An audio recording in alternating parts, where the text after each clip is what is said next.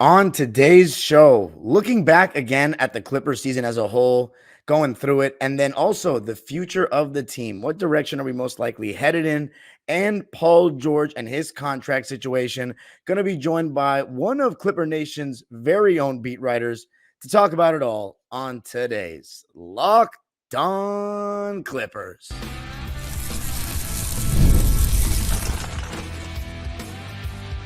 You are Locked On Clippers, your daily Los Angeles Clippers podcast, part of the Locked On Podcast Network, your team every day. Yes, sir. You were locking in with the Clips. Thank you for making Locked On Clippers the first listen of your day, your team every day. I'm your host, Darian Vaziri, born and raised in LA, and just finished my 19th season as a Clipper fan. You can also follow me on Twitter and Instagram at Dime Dropper Pod, and subscribe to my own YouTube channel, Dime Dropper, where I'm talking about every playoff game. And Locked On Clippers, free and available wherever you get your podcasts, including YouTube. Let me know what you think of the episode in the comments section. Tell me anything, your opinion on what we should do with Paul George, the team. I'll get to the comments in just a bit, in a couple of days. I've been very busy. Apologies for that. And joining me now from The Athletic and Clipper beat writer, was actually potentially going to be the host of this podcast. Is that a real thing? Law Murray? Man, this is a really crazy full circle for both of us, I guess. But I'm so happy that you wanted me to be on this. Like Twitter is fun. I enjoy the hell out of social media, even when people try and dox me and whatnot. But I really have enjoyed like following you and getting to just see not just your passion, but your knowledge for the game and how you interact with people. It's really dope. And so I wanted to make sure I gave you your flowers straight up, man. Oh, thanks so much, bro. Feelings mutual for sure. I always read your work, and I try to, quote tweet and promote as well and someone that I can tell beyond just like passion for his job. I can tell that you really like basketball, and go into the history of the game too, which is something that I obviously love. So that's always fun. Before we actually get into this stuff about the Clippers, you became the Clipper beat writer for The Athletic before the 2020-2021 season, replacing Jovan, correct? That's right, my guy. So what were you doing before that? Because you speak with like you've been covering the Clippers for a while, but I didn't hear about you until The Athletic. But I was also kind of new to Twitter in 2020.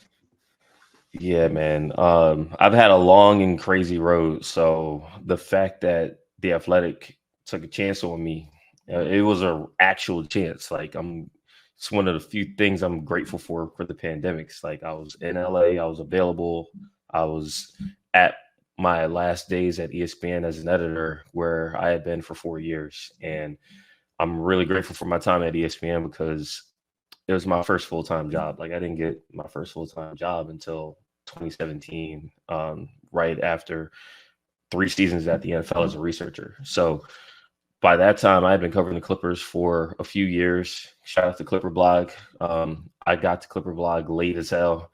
Everybody was starting to get cool jobs and whatnot.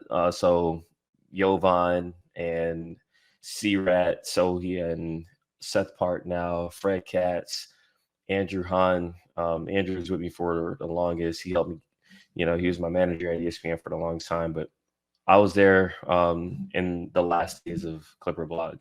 And so I learned a lot about how this is supposed to work as far as what big networks are supposed to do, about how we're supposed to cover games, about just getting good stories and understanding that part of, the basketball relationship. So I'm glad that I had my time there, but it's just been great to be the Clippers beat writer at The Athletic, because that suits me way better than being a behind the scenes editor. But let's talk about this past season, 2023-24.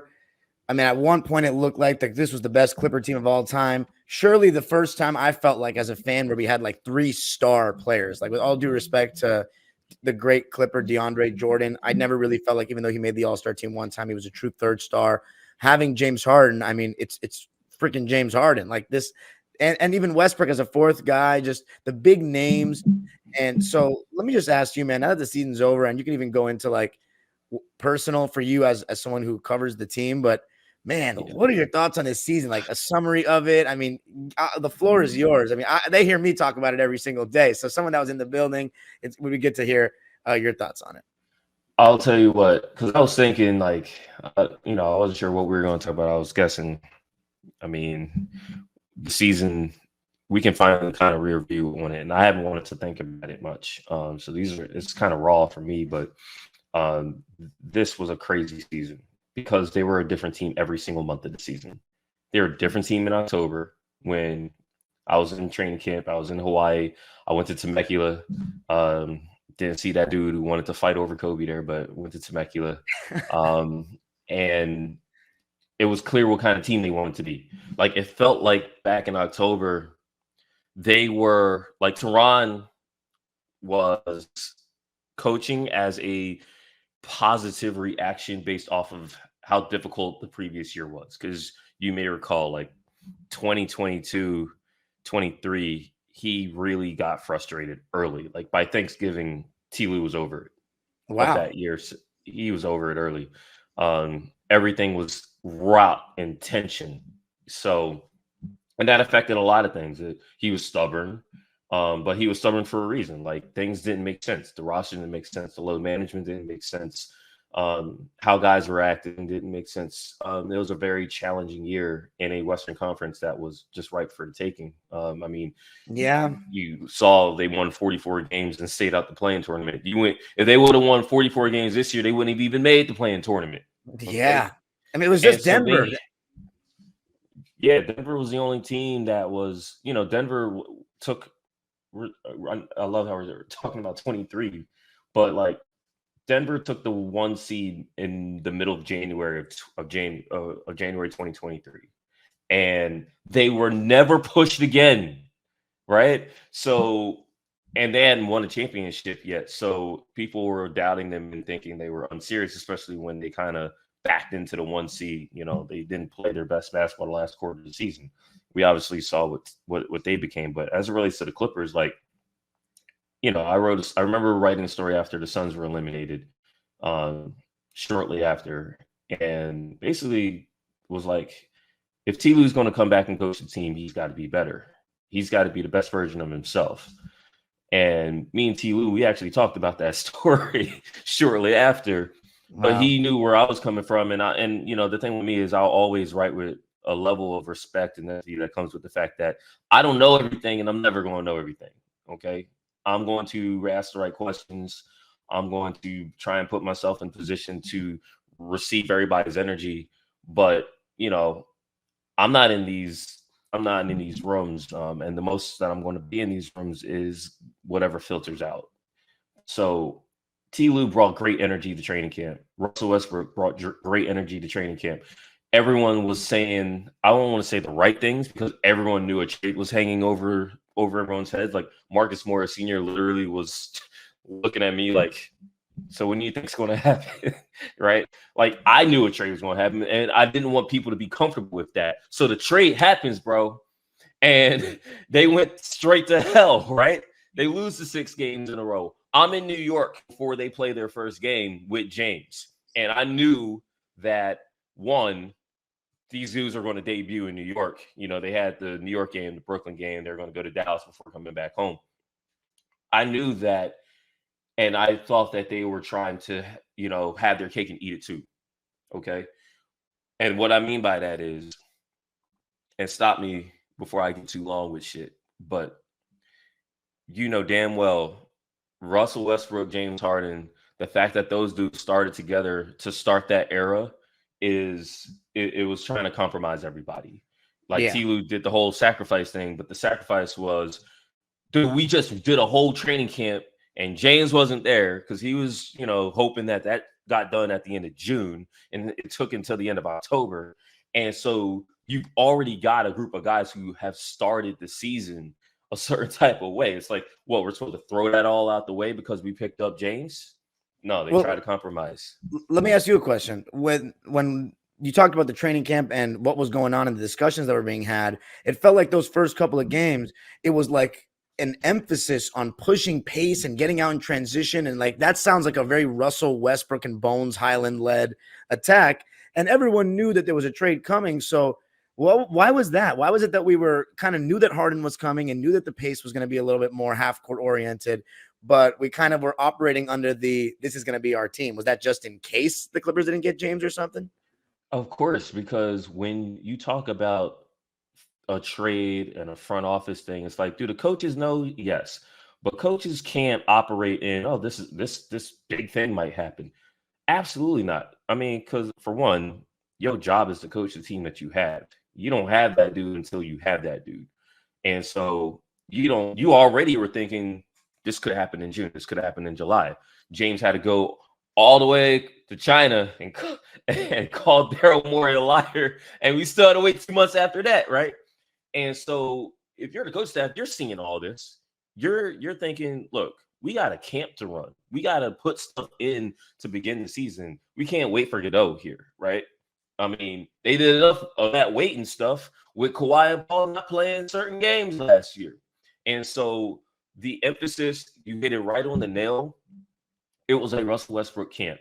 It was that way from a chemistry standpoint. It was that way from an offensive standpoint.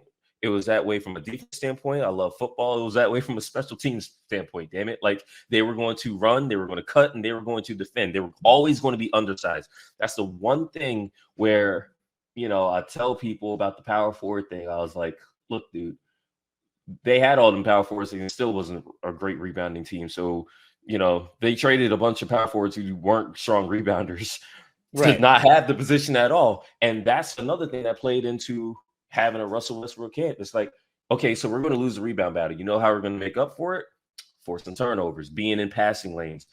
When you look at the videos from when we were in Temecula, when we got to actually see, some open practice related things. And it was a lot of, ball denial. It was a lot of guys practicing, not relaxing on elbow touches and things like that. So when you have Russ, that's ball pressure. When you have guys like Robert Covington, Nicholas Batum, the power forwards who are actually going to play, they were going to be in the passing lanes. Terrence was going to start. Terrence earned the starting job, which means that you were going to be playing smaller. And Terrence is not a great turnover generator, but he at least gives you options as far as point of attack defense. You never got to see that lineup. You never got to see the lineup of Russell Westbrook, Terrence Mann, Paul George, Kawhi Leonard, if it's Zubats. That was because Terrence messed up and sprained his damn ankle. And by the time Terrence got healthy, James was already on the team. Now, the thing about November is they loved that adversity because they thought they were going to get through it. And December was them showing immediately how they got through it.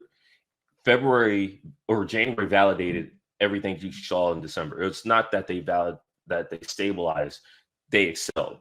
Like you said, they look like the best team in basketball. They look like the best Clippers team ever. By the time they got home from that Grammy trip, and I was on that Grammy trip for the last 5 games of it, I remember, waking up that Wednesday morning with the team in first place for the first time that late in the season. And it was like, this is exactly what the team said that they wanted to do when they lost to Phoenix in the quarterfinals the year before, about respecting the regular season, about playing hard, about trying their damnness to get the top 3 seed, all of those things. You know what was fucked up? They peaked. They peaked too early. Yeah. Well, hold that thought 1 second, because when we come back, we're going to get back into how the downfall started happening and then the future of the team. This is really good stuff. I'm just all ears, and I hope you guys are too. I got to tell you a little something about eBay Motors. Passion, drive, and patience. The formula for winning championships is also what keeps your ride or die alive. eBay Motors has everything you need to maintain your vehicle and level it up to peak performance. Superchargers, roof racks, exhaust kits, LED headlights, and more. Whether you're into speed, power, or style, eBay Motors has you covered. With over 122 million parts for your number one ride or die, you'll always find exactly what you're looking for. And with eBay Guaranteed Fit, your part is guaranteed to fit your ride every time or your money back. Because with eBay Motors, you're burning rubber, not cash. With all the parts you need at the prices you want, it's easy to make your car the MVP and bring home huge wins. Keep your ride or die alive at ebaymotors.com. Eligible items only, exclusions apply. eBay guaranteed fit, only available to U.S. customers. All right, back here with Clipper beat writer for The Athletic, Law Murray. So you talked about the stretch that we showed everybody. We were the best team in basketball. The offense was explosive. Kawhi was playing like Kawhi. James Harden was playing at an all-star level where people were having debates who's playing the second best on the team, Harden or Paul George. Paul George was shooting really well. Then the downfall happened. Now, you talked about it almost was right after we got the number 1 seed. And that, you know, what's funny? That was the moment for me where I was like, because I was the biggest skeptic of like this Clipper team and like just not that the James Harden trade wouldn't work in the regular season, but just how far we would get with it. Like if it was really worth the move. And I was at that moment, I looked at it and I was like, man, we've never been the number 1 seed this deep in the season. I just got to enjoy the ride and stop being so skeptical. And right after I started kind of believing, like, you know what, I got to give Kawhi might actually play healthy in front of the Clipper fans this year. Boom. We start looking like a totally different team. Now, I want to ask you, because you're closer to the team, was it more complacency? Because that's what the team kept saying, but I feel like they have to say something. Or do you think it was really fatigue? They're older and the toll of an 82-game season just happened? Well, let me ask you first, though. Your skepticism, where do you feel like your skepticism came from when it came to the team that they put together? My skepticism comes from I already am a little nervous about Paul George at the highest level of playoff basketball. So that doesn't, everybody always gets it twisted when I say these things. Like I think that Paul and Harden and Russ have never hooped in the playoffs and this and that. I just believe through all my watching of basketball that the level that is needed to win a championship is extremely high. And when you play against the best defenses in the world and all eyes are on you, you need to perform at a very high level. So Paul George made me a little skeptical, but I was still, you know, his last playoff performance was 2021. So he deserved every benefit of the doubt from Clipper fans for sure. Harden, though, I'm a basketball fan at the end of the day. And we're going to go down this road. 2019, I was just watching the playoffs, Warriors, Rockets. Kevin Durant goes down. Game 6. I'm like, okay, James, just force a game 7. Like, just do it. And I think he still had 30 points, but there were some crucial turnovers in the fourth quarter. There was one on an inbounds pass I will never forget as long as I'm around. And I was like, man, like the Rockets blew that. And then he goes to the Nets. He got injured. But the thing was, after that injury, the hamstring injury, I thought that James at the highest levels of playoff basketball was struggling to create good shots. And then so I was nervous about what we could give up to get him and then how our defense would potentially fall off and the added toll that I was going to take on Kawhi and Paul defensively. So essentially I had a very high belief of how good Denver was. And I thought that James Harden might get us a little closer to beating them, but not actually beating them. So that was my skepticism, was mainly James Harden and Paul George's history in the playoffs, but also what would happen to Russell Westbrook if we got James Harden? Because I knew that this wasn't James Harden and Russell Westbrook tandem anymore when you have Kawhi and Paul. It was going to make us – like I didn't know if we could maximize Russ at that point because so many things need to be in his favor for him to get the most out of him, which I know a lot of his fans don't like when I say that. But I think at this point, they're even agreeing with me a lot of times. You need someone – at this stage, you need a lot of things to be in Russ's favor to get the most out of him. But, yeah, so that was, to answer your question, my skepticism. But, yes, back to the fall off. Yeah, well, I think that addressing that part of it, and I appreciate you breaking that down, I think the team was feeling a lot of different things related to their mortality during the Grammy trip. Now, I'm sure that people aren't casually listening to this shit. They were following the team. Like, they went 6-1 during the Grammy trip, bro. Like, we might never have to do the Grammy trip ever again because the whole point of the Grammy trip is to kick a team out the arena, you know, that they have downtown LA so they can do the Grammy Awards and so you can get that East Coast trip in.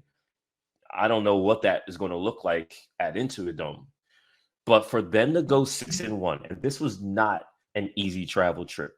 It was stupid. Okay. It started in Canada. Second night of back-to-back, you had to go to Boston of all places, okay? With Boston resting. They beat that ass. And that was incredible. And I watched that in Cleveland because I just went to Cleveland early. The only game they lost was Cleveland, and Paul was starting to drag. And this is what makes the Grammy trip interesting to me.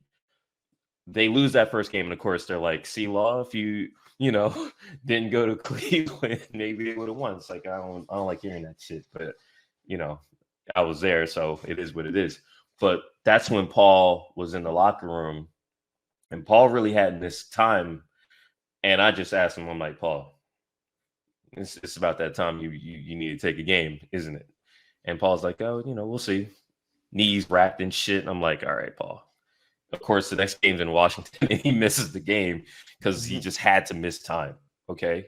And obviously they play well. He comes back, so it's like, all right. But the game he came back was Detroit. And you remember what happened in Detroit? They were down double digits early against a team that had lost 29 in a row earlier this season. They win the game. Kawhi, we are in the locker room talking, and he tells me, we're winning off of talent. We need to execute better, but we're just winning games off of talent. They're not doing all the things that they need to be doing. And they responded for a game in Miami, but then the next night, the last game of the trip, I thought it was tough as hell to win it and end it on that note, but they gave up 140 plus points to an Atlanta Hawks team that finished with 36-46 record. And it was almost like, man, they emptied the tank to get those dubs on the road. That tough a trip, 2 back-to-backs, travel where you're going from Detroit down to Miami, back up to Georgia. It was stupid. But Kawhi told me something, because me and Kawhi, I like to argue with Kawhi about positions. And because Kawhi says in training camp, I don't even know what position I've been playing. It's like, fool, you've been at small forward. Don't give me that crap. Same time he says, I don't know what position I'm playing. He's like, well, we got 2 point guards and 2 centers now, so we should be good. But it's like, what didn't they have the power for? And I'm like, Kawhi, you're playing power forward. And Kawhi goes to me, it's like, well, yeah, I got to play it until we get a real one. So the trade deadline is that week. PJ had obviously been, politicking for a month or two about trying to get traded. We all know that he's never going to get bought out. He's got a player option for $11 million. They go home. Of course, they get smacked by the Pelicans because, of course, you play a road trip that well. Your first game home feels like a road game itself. 3 games in 4 nights. They don't match up with the Pelicans well anyway. They get smacked. The next morning is the trade deadline. No one gets traded. They fell off from there. And it was a combination of guys pushing themselves really hard, which is admirable, but they emptied the tank. Kawhi only had one 30-point game after that Grammy trip. I don't know if you noticed that. He was starting to drag already. He was starting to get worn down already. Paul went to All-Star, played. Kawhi went to All-Star, played. But Kawhi missed the game before All-Star, and Paul wound up having to miss a game at the end of February after All-Star. Both of those guys were feeling it.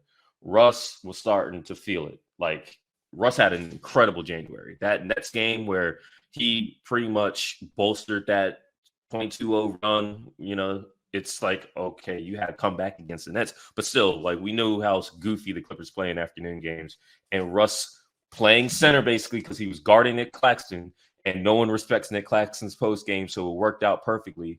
It's like Russ was great in January, but there was starting to be some slippage in February, and then next thing you know, he breaks his hand.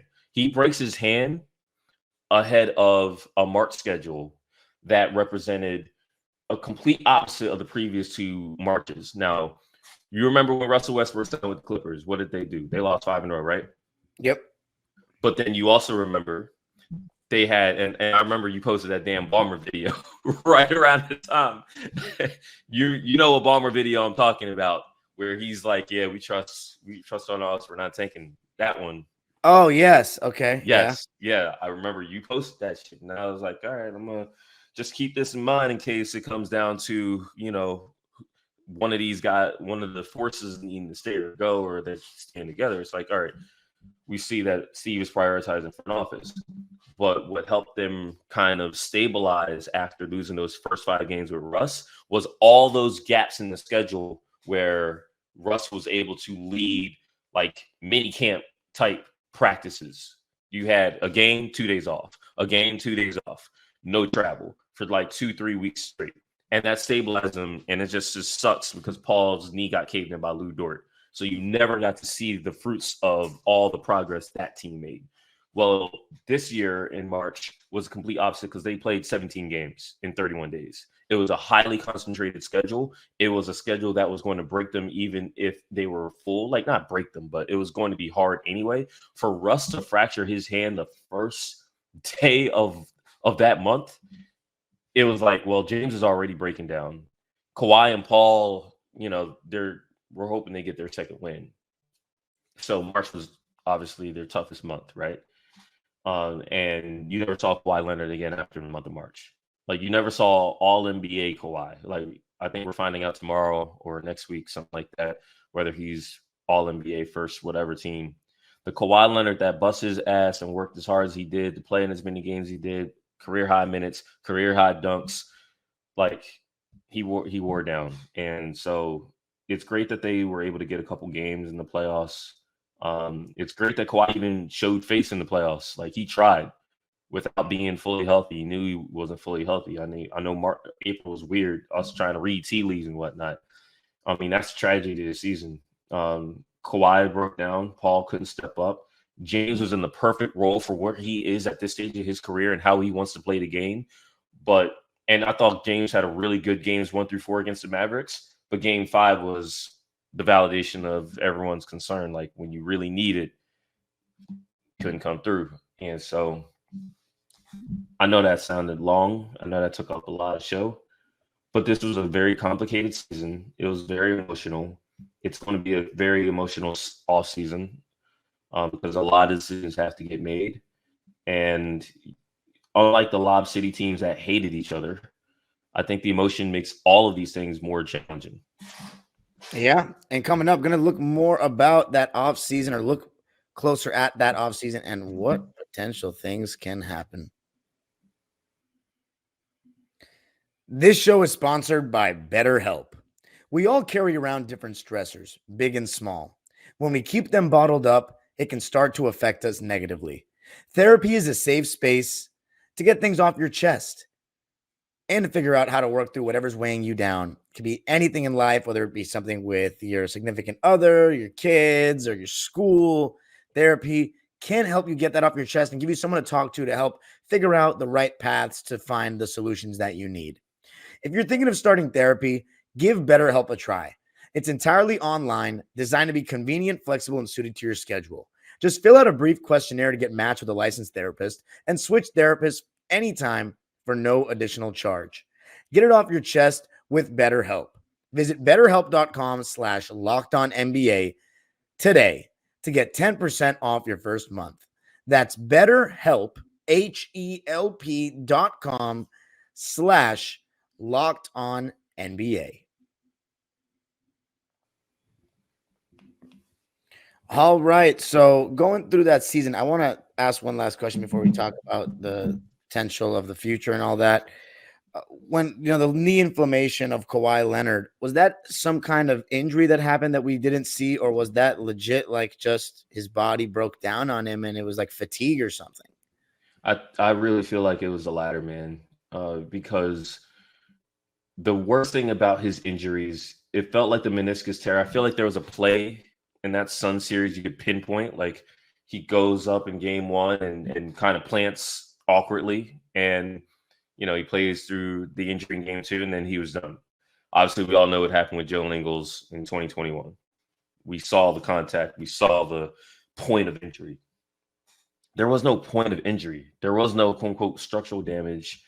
There was no, like, poor step or whatever. I mean, the weirdest thing that happened to Kawhi in March was when he dipped that one Timberwolves game. They were up 22 and wound up being down by 22.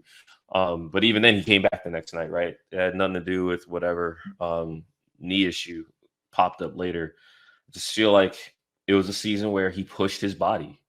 Like, he fucking tried, man. He played all the back-to-backs, just about. He was athletic as hell. He was playing up a position. He didn't have Marcus Morris leaning and banging with guys this year. It was Kawhi. When they went small because Zubats was out and Mason was trying to start games while coming back from his own injury, it's like, yeah, Russ did his thing, but Kawhi was the keystone of a lot of those lineups, any way you look at it, whether Russ was in them or not. Just feel like, I think we had this discussion a couple years ago or a year or so ago. The power forward position is different than it is in the 90s. The game is different. So you're not banging as much, but you're still dealing with huge athletes. You're still dealing with a level of movement and activity and the way these guys work when they're not playing that it still wears you down. It's especially going to wear you down if you already have a degenerative condition, if you've already been through a serious knee surgery and a minor but still considerable knee procedure afterwards. So that's unfortunately, I feel like that's just going to be the reality with Kawhi for the rest of his career. And I think they're going to have to manage it differently than they did this past year. Well, so then that brings us to next year. I mean, 68 games, you still don't get a top 3 seed. I mean, that sounds very concerning. I'm not going to lie, even though it's honest, that sounds very concerning as a Clipper fan. Can this guy even last a full playoff run? Like, I'm looking at the way these playoffs are being played, and it is a level of physicality, a level of athleticism and speed, and just high level play on both ends every single game.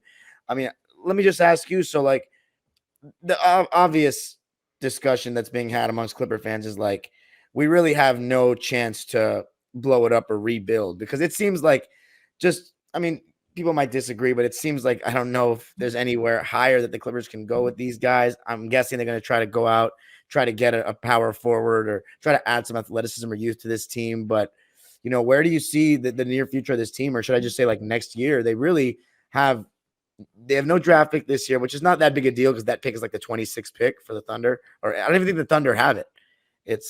Who has it? It got switched up. I have it somewhere. It's not the Thunder, though. The Thunder don't have it, though. And it's not a great pick anyway in a draft that's been downplayed excessively.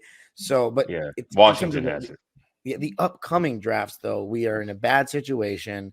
And you've got Kawhi that at this time next year is going to be 33, Paul 34, James 35, Russ 36.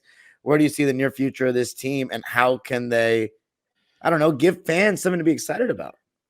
Man, I think that's the hard part. So obviously we had our story at the Athletic the night that the season officially ended after Game 6. And then less than 48 hours later, I had my own piece where I was a lot more declarative about where I felt like the Clippers were as far as a championship window. And I pretty much said it was closed. The team isn't saying that. The team is not making moves to officially close it. In fact, Lawrence Frank made it a point the next day to say that they still feel like they're in their window. But I also feel like Lawrence kind of has to say that because his job is to ensure that this team has something going for it, And I think the issue is this.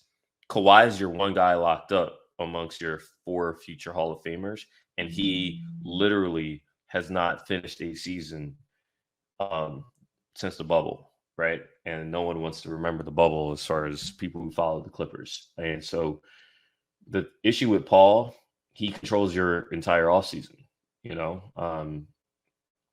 I don't mean to bring the Lakers up. I mean, I'll be nice to Lakers fans when Aquaman drowns and the Human Torch starts swimming, but it's similar to D'Angelo Russell and the situation there. Like, D'Angelo Russell controls what's going to happen with that team as far as his situation and that team's opportunity to realistically improve. Paul knows what happened with Blake Griffin. Paul sees James Harden on his team and how he got here. Paul sees his own situation. He literally signed a contract with the Oklahoma City Thunder only to ask out a year later, a move that was a significant domino effect for that entire franchise. Russ wound up going to Houston for James, to play with James and to bring back Chris Paul of all people. It's all crazy how the full circles bring us to this moment, because it's like, if you're Paul George, yeah, Kawhi's, put money aside to get James and PG back, but P's got to be looking at, well, if Kawhi's not going to be playing, like, what does that make me? And if I take less, then I get traded somewhere I don't want to be. Why don't I just either max my cash out when this might be his last opportunity to do so, or two, at least pick where the heck you're going to go if you're not going to be in LA. And Paul really wants to be in LA. James, I don't think is going anywhere because James is comfortable and he has a good role and a good relationship with everybody.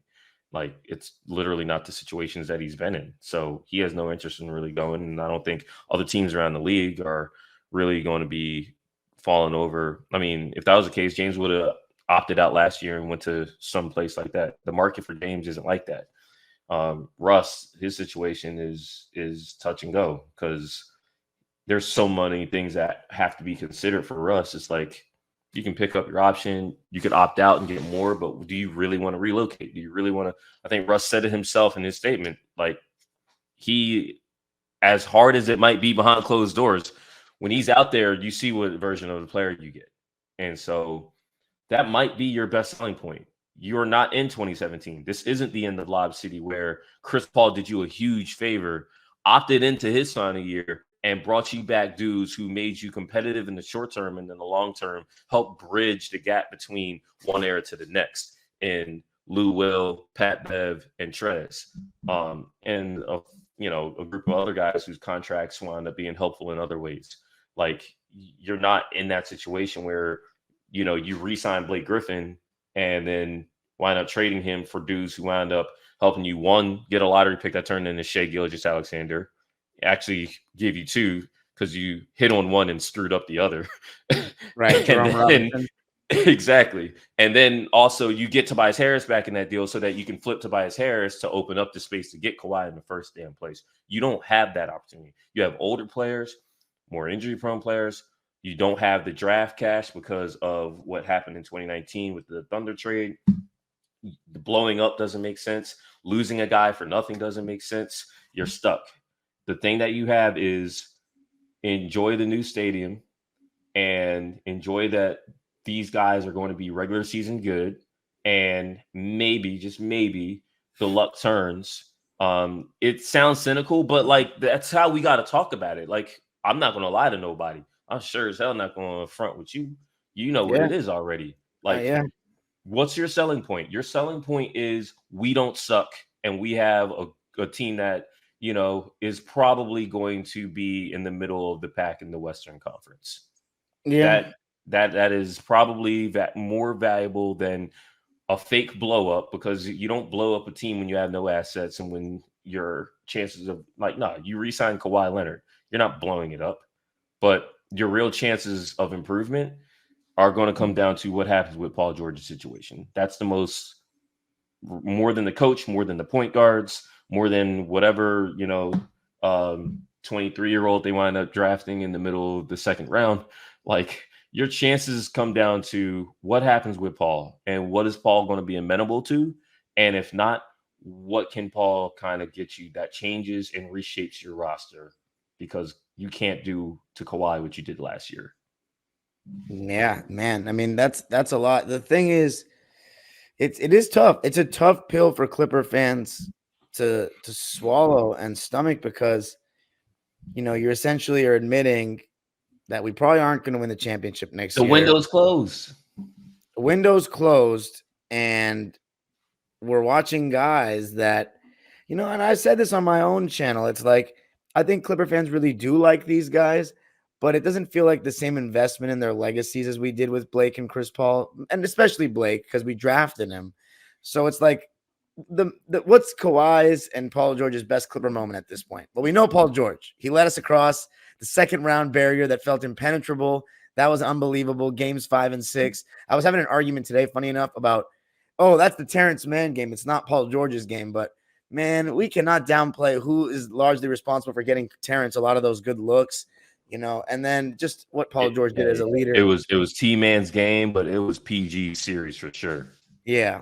And then Kawhi's best moment as a Clipper is a game 6 in the first round. So, these aren't exactly guys that in the first 5 years we have a ton of great memories with, like we did with Lob City. So it's tough. It's tough to buy into it. But as you said, no pun intended, into it is the thing we should all be excited about more than anything.